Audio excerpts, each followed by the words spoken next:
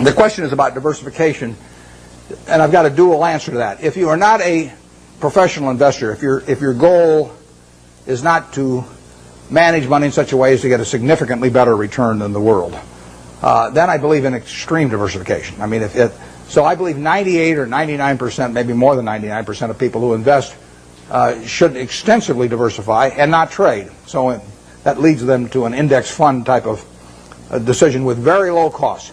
Because all they're going to do is own a part of America. And they made a decision that owning a part of America is worthwhile. I don't quarrel with that at all. That is the way they should approach it, unless they want to bring an intensity to the game to make a decision and start evaluating businesses.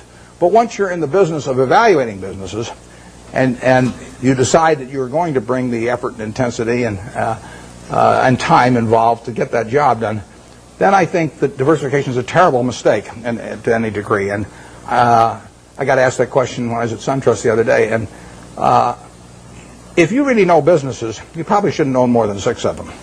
I mean, if you can identify 6 wonderful businesses, that is all the diversification you need, and you're going to make a lot of money. And I will guarantee you that going into a 7th one is going to, rather than putting more money in your first one, it's got to be a terrible mistake. Very few people have gotten rich on their 7th best idea, but a lot of people have gotten rich on their best idea.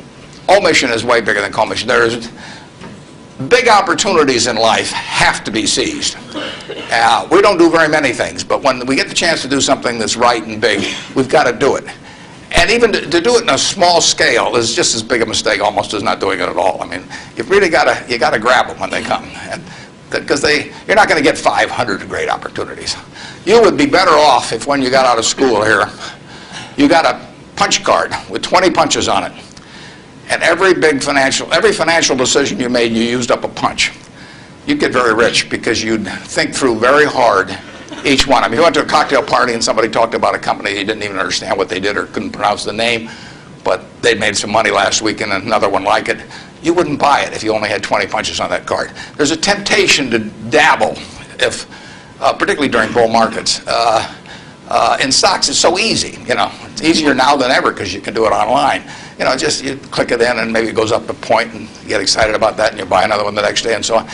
You can't make any money over time doing that. But if you had a punch card with only 20 punches, you weren't going to get another one the rest of your life. You would think a long time before every investment decision, and you would make good ones and you'd make big ones. And you probably wouldn't even use all 20 punches in your lifetime, but you wouldn't need to.